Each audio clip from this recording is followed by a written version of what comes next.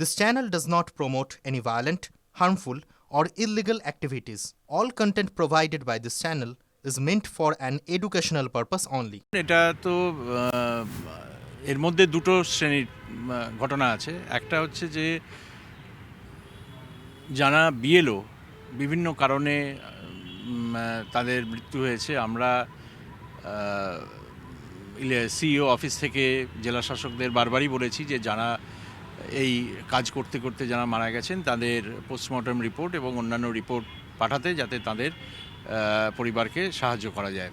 এটা এবং যারা শুনানি কেন্দ্রে আসার পথে বা শুনানি কেন্দ্র থেকে ফেরত যাওয়ার পথে মারা গেছেন, এরকম কিছু কেস হয়ে থাকতে পারে।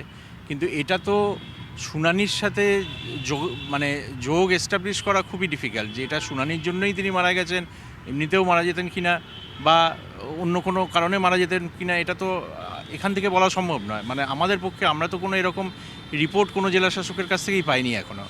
কিন্তু যদি পাই তাহলে ডেফিনেটলি আমরা ইলেকশন কমিশনের সাথে টেক আপ করবো। প্রথম কথা হচ্ছে 2 কোটি তো হওয়ার কোনো রকম সম্ভাবনাই নেই।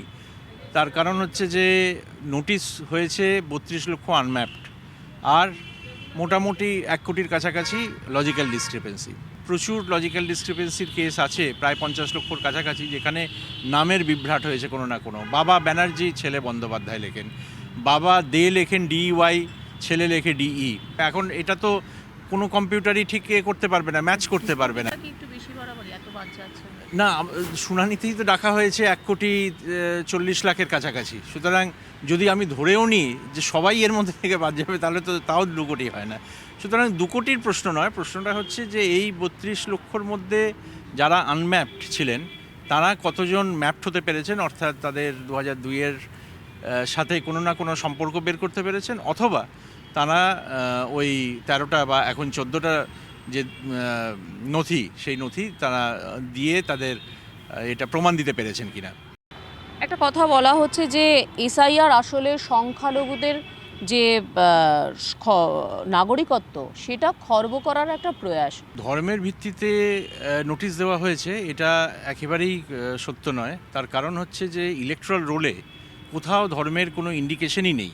সুতরাং সেটা বেছে বেছে নোটিশ দেওয়া সেটা সম্ভব নয়, কারণ এটা একটা অটোমেটিক সিস্টেম।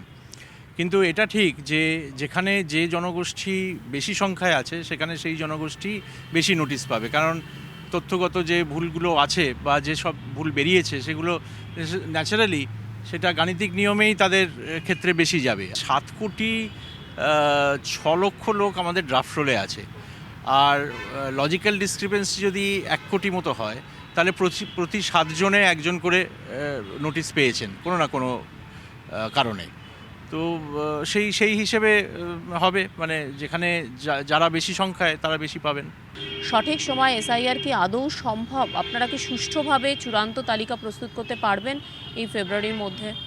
এই যে সমস্যাগুলো হচ্ছে বিভিন্ন জায়গায়, এটা হয়েছে, এটা ঠিকই, কিন্তু আমরা জেলা শাসকদের কাছ থেকে যে রিপোর্ট পাচ্ছি, কাজটা কিন্তু যে পরিকল্পনা অনুযায়ী এগোনো উচিত সেই পরিকল্পনা অনুযায়ী এগোচ্ছে। মানে কাজের যে বিরাট ক্ষতি হয়েছে এরকম নয় এখন অবধি। ইআরওদের বিরুদ্ধে এখনো পর্যন্ত স্টেপ নেওয়া হয়নি, সেই ব্যাপারে আপনারা কি সরাসরি কোনো নির্দেশ দিতে পারতেন না? এত মাস কি লাগে? এখানে যে ডিসিপ্লিনারি পাওয়ার সেটা সম্পূর্ণ কমিশনের, এবং তারা যদি কোনো পাওয়ার চিফ ইলেকট্রাল অফিসারকে দেয় তাহলে চিফ ইলেকট্রাল অফিসার সেই কাজটি করতে পারেন। নর্মালি এটা ইলেকশন কমিশনই করে থাকে।